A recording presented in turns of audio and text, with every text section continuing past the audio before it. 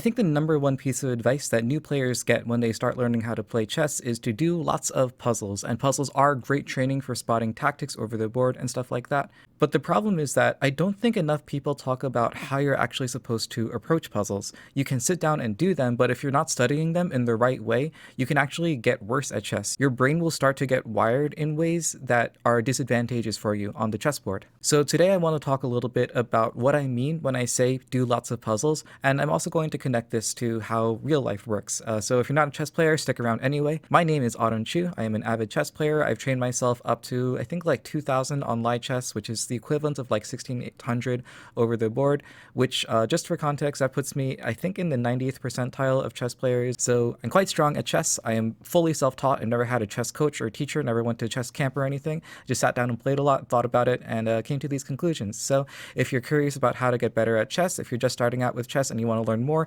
or if you just like listening to me talk, stick around. This is going to be a good one. The basic thesis of what I'm going to say here can be summarized like this. Don't focus on the right moves in a puzzle.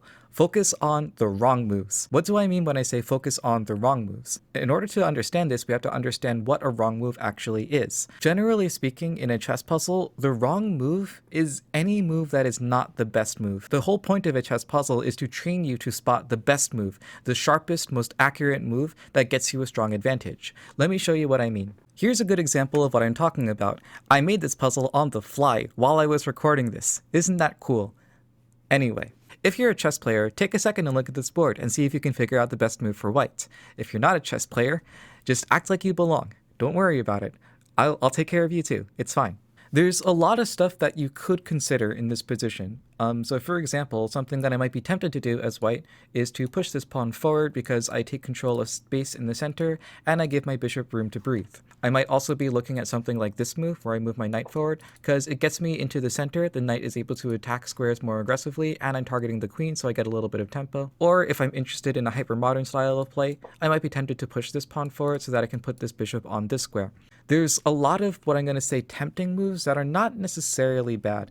Like, I don't think this is a bad move exactly. I don't think this is a bad move. I don't think this is a bad move. But in a chess puzzle, these are all wrong moves. None of these moves are the right move. And it's not because of any inherent aspect of these moves that makes them bad. None of them actually make your position worse. The reason why these are not the right moves is because there's a much stronger and a much better move on the board. And the chess players maybe have already spotted it. It is to sacrifice the bishop on the square. If the king chooses to retake like this, then we move our knight forward and we attack both of these at once. So you can't defend both the king and the queen at the same time. You have to move the king out of the way and we win a queen.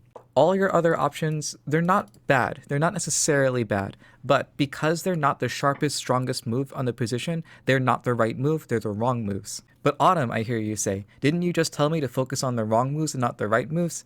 Yes, and I'm going to explain that with a second puzzle, which is this one. This is an actual live chess puzzle that I actually got wrong the first time I played it, for a reason I'm about to explain to you. This is going to be pretty rapid-fire chess analysis. Don't try to follow everything I'm going to say. If you do follow everything I'm going to say, you're welcome. I hope you enjoy this. So, looking at this board, what am I seeing? I'm seeing that both of the rooks are on these files attacking the king, the queen's on this diagonal, the knight's in position to move forward and start attacking here as well. The bishop is covering this square, and so we have to be careful of that, but the knight move also reveals an attack on the queen. My initial thought when I looked at this position was, okay, I'm going to move this knight over here because I'm attacking the queen, forces him to reposition it.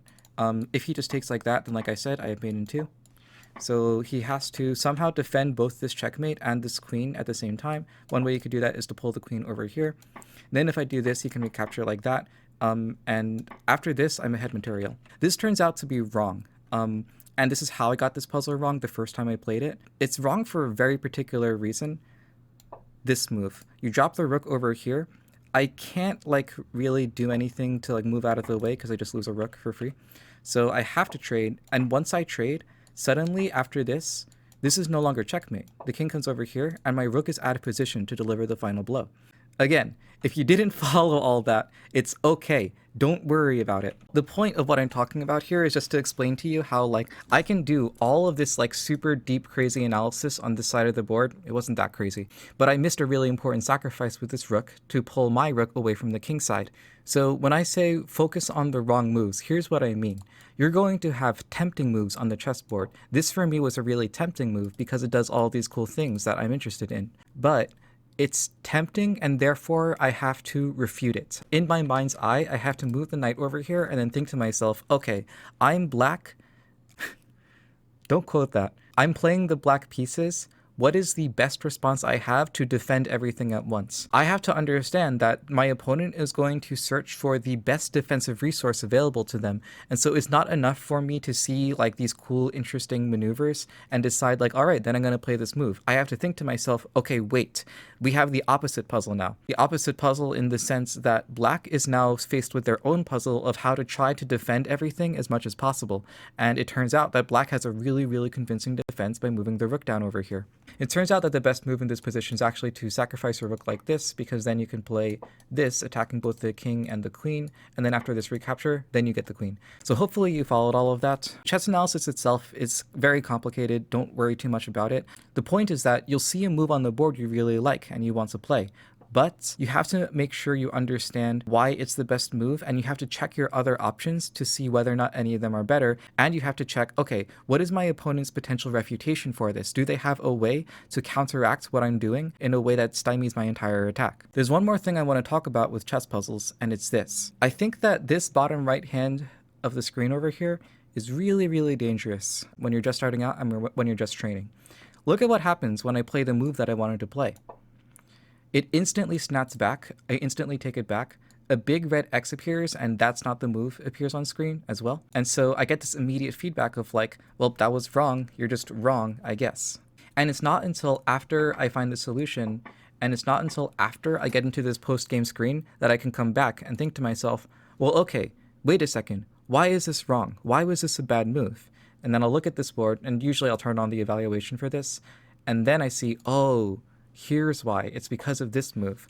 But because of the way that online chess puzzles are constructed, you don't actually see this move unless you go into the post-game analysis screen and really think to yourself, wait, why was this wrong? Why was this a mistake? And that's really dangerous because chess players are going to open up this chessboard and try all these different moves. They're going to be like, oh, la-di-da, I'm going to play this. Nope, that was wrong. That was wrong. That was wrong. That was wrong. That was wrong. Like that. Oh, that was right. And then they'll say like, what's the best move now? I don't know. I mean, that's wrong. That's wrong. That's wrong. That's wrong. Oh, that's right. Okay. Oh, and I can just take the queen now? Okay, I did it. I did the chess puzzle. I got success on the screen. I'm done. I did the chess puzzle. But what they're not going to do is come back to this puzzle and think to themselves, wait, okay, this is the best move, but what if I had played this, for example? Oh, that's the problem. What if I had sacrificed over here, for example? Maybe you think like, oh, this is pinned, so I can take this, but the queen recaptures. The point being that like you'll have all these other options that you don't analyze and study unless you know to look for it. And so that's really what I want to encourage you to do, not just after you finish the puzzle, but before you even play a move. You have to be thinking about this stuff and analyzing all of this stuff before you even make that first step of playing this knight over here. And that's really important because when you're playing on the chessboard, you're not going to have like your chess coach or your mom or your dad or your opponent standing next to you saying like, that was right or that was wrong in the same way that you do with online puzzles like this. You're going to play a move, your opponent's going to play a move, and you're not going to know whether your decision was right or wrong until well after the fact. Maybe like you finish the game, remember everything that happened, maybe you have a move list because you're playing online or in a tournament, then you go to an analysis board after the fact and you studied the game, and then you come back and see, oh, that's why this move in this position was wrong. But that's like so many steps to take between playing the wrong move and understanding why it was wrong. And I kind of worry that like people who are learning how to play chess won't know to do all of those steps. When I say focus on the wrong moves, what I really mean is focus on refuting the wrong moves, understanding why they're wrong and how you can do better. And I think that really applies for life in general too. It's not just chess where you have to do this. That's what the world is like. Like, if I get a job offer at a company that I'm not so sure about, I have to make that evaluation. Like, is this a good decision or a bad decision? Like, if I submit, like, yeah, I accept this job. I don't get this immediate feedback from like God above who says like that was wrong. You made the wrong decision accepting this job. That's just not how life works. You work there for a couple of years and you realize, "Oh, company culture is really toxic. I got to get out of here." Or you work there for a couple of years and you're like, "Wow, this was actually a really good experience, but this is not the field that I want to stay in for the rest of my life." You can ask a girl out and well, I guess there you do get immediate rejection because they tell you like I don't like you. But then you have to think for yourself like, okay, did I do or say something weird during the date? Did I like, I don't know, did I forget to shower? Did I say something racist or sexist without realizing it? Those things could be true. It could also just be the case that she's not ready for a relationship at the moment, and it has nothing to do with you. So you have to get into that habit of doing that kind of like post game analysis with like your dating. It's like, okay, did I fuck up, or was it just bad timing, or did she fuck up? Like, what's going on over there? This idea of like post game analysis and understanding why like certain things are mistakes, quote unquote, or why bad things happen to you. Like, was it something I could have controlled? Was it something that was out of my control? I think getting into the habit of doing that analysis can be really helpful for you in life, as long as you don't get too like emotional about it. Self-help talk is a whole other thing that I might do a video on. Anyway, yeah, chess, complicated, difficult. That's why I like it. That's why lots of people like it.